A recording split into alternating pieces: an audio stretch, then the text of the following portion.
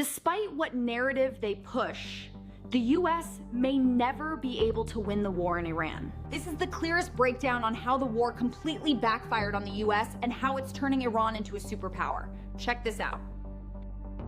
Today, we're breaking down a pretty provocative idea that the world might be seeing the rise of a brand new global power. And it's all happening right now, in real time. We're going to unpack the argument for how Iran could actually be on a path to becoming a fourth major center of world power. Okay, so let's dive right into the heart of this. This idea really comes from the political scientist Robert Pape. What he's arguing is that Iran's unique geography and the strategy it's using are fundamentally changing the global power dynamic, possibly at the expense of US influence. So here's our game plan. We'll start with the geography. You have to see the map to get it.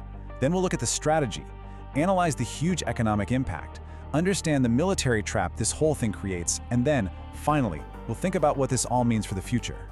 First up, to really wrap your head around this entire argument, we've got to start with just one single, incredibly important piece of geography. This right here, this is the Strait of Hormuz.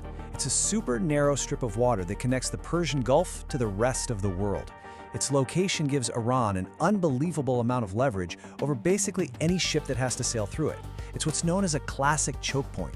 And here's why that little choke point matters so much to everyone on the planet. A full 20%, 1/5 of the entire world's oil supply has to pass through this one tiny spot. So you can see, if you can control the risk in this strait, you've essentially got your hand on a major lever of the global economy. So how does Iran actually turn this piece of geography into real-world power? Well, it's not about a traditional military blockade. It's actually a much smarter strategy than that. Okay, this is the key idea right here. This concept that risk equals power. See, you don't have to completely shut the strait down. You just have to prove that you can put any ship that passes through it at risk. Just being able to create that vulnerability to make other countries feel unsafe, well, that's an incredibly powerful tool all by itself. And here's the playbook for how they put that principle into practice. It's basically a three-step process. First, you just announce you're in control. Second, you make the threat real. You attack a few ships that don't play along. And third, you reward the ones who follow your rules by letting them pass through safely. It's a classic system of carrot and stick, of coercion and reward. And we've seen a perfect example of this strategy in the real world. A French tanker needed to get through.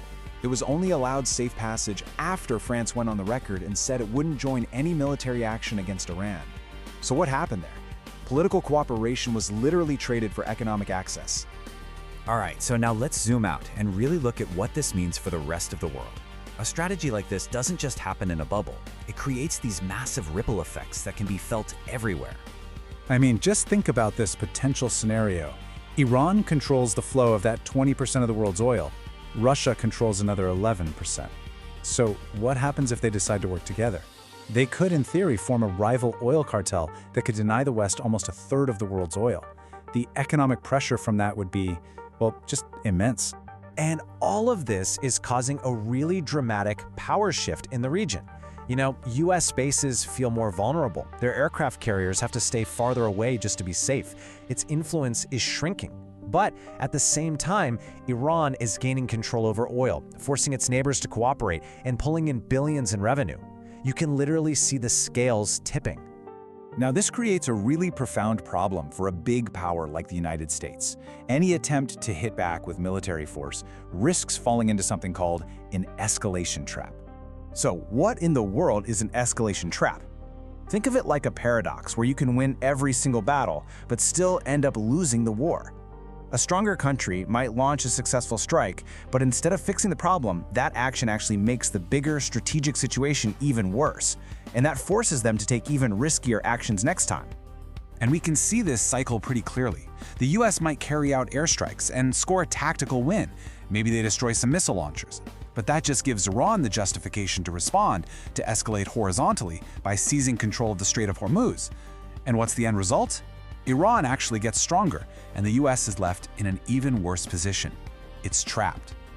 So all this leaves us with some really tough questions about the future of the global order. If military action just makes things worse, what other options are there? According to this analysis, there are really only two paths forward. Path 1 is to stay on the battlefield, which means you're just stuck in that escalation trap.